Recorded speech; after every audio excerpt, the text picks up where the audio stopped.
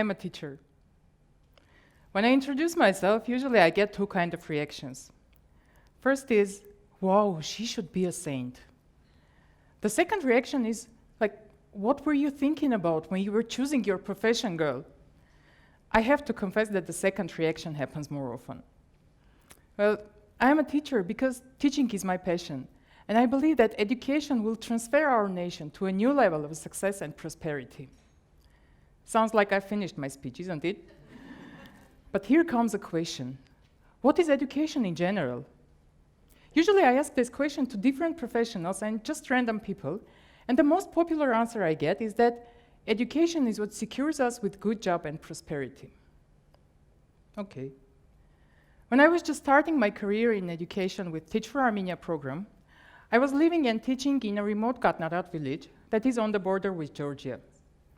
So in the very beginning, I used to think like that as well, until one of my students, Saratel, confronted me saying that he knows a car mechanic who earns more than 1 million AMD per month without any diploma for higher education. What could I answer to this? With my 3 diplomas for higher education, I was confused.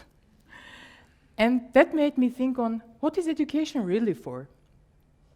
Usually when I try to understand something, I go to the roots. And here is what I found in the roots of the English word education. Actually, there are 2 different Latin roots. One is educare, which means to train or to mold, and the second one is educere, which means to lead out. Some people use the word to explain the process of preservation and passing down the knowledge, and others mean to prepare the new generations for the challenges that are yet to come. I'm quite sure that most of us never question the need to breathe. Why do we need to breathe? The answer is obvious. This is our natural need. But don't we have any other needs except of purely biological ones? Things connected to our biology are usually obvious. We are hungry, we eat. We want to sleep, we sleep. We have pain or health diseases, we go to doctors. And if we need doctors to treat our diseases and body, we need teachers to treat our souls and minds. And here I don't mean the types of teachers that just provide us with information, because for that we already have Google. I mean the teachers that will lead us out from darkness to light. One of my favorite philosophers, Khalil Gibran, said, "If the teacher is indeed wise, he does not bid you to enter the house of his wisdom, but rather leads you to the threshold of your own mind." I think Gibran geniusly articulated and described perfect teacher. For me, teacher is the person who forces us to discover the world and through it discover ourselves. And imagine what if we could have this kind of teachers in every community, every school. But today our teachers are overloaded with daily routine and problems. It is not a secret that teachers' salaries are too low. But did you know that according to the Statistical Committee, it is twice lower than the average wage in Armenia? The Eurodesk Facts and Figures report shows that in the European countries with high level of education, teachers' salaries do not differ or even exceed the average wage in the country. Recently, I saw a Facebook post saying that behind every successful teacher, there is a powerful sponsor who pays for that hobby. Now imagine a doctor that treats his profession as a hobby. Would you prefer that kind of doctor? I bet you wouldn't. And why do we think that the profession of teacher is less important? For me, it's one of the most important professions in the world, and it's not just merely my opinion. Bill Gates Foundation did a huge research on finding the key influencers that support us to become successful. And guess who the magic ingredient was? People mostly mentioned their teachers as the key influencers that forced them towards success. During one of his TED Talks, Bill Gates himself was suggesting to find these great teachers, film them, and just spread it over other educators. Indeed, the profession of teacher is very important, but I'm not sure that we appreciate our teachers and education nowadays. So I mentioned about my experience in the village. Our family had this kind of experience in the beginning of 20th century as well. My mom's grandma, Haikanush, was sent to an Armenian village for so-called illiteracy liquidation, a program initiated by the Soviet Union government. The mayor of the village hosted her at their house.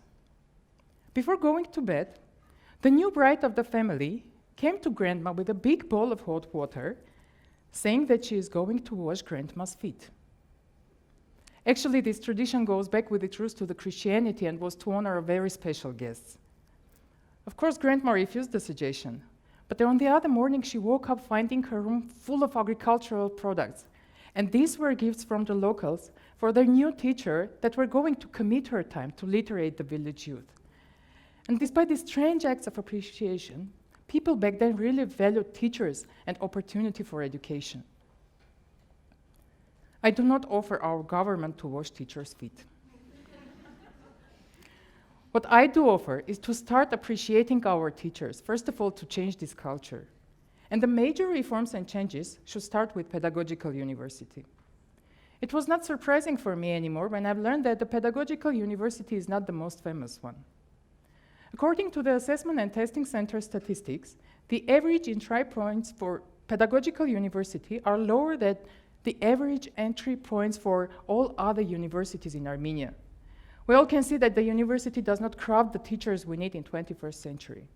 Here I'm not going to complain about the university, but I want to offer our government to focus on making it one of the most strategically important universities in Armenia, because it is our teachers that form our future citizens, political leaders, artists, scientists, soldiers, parents.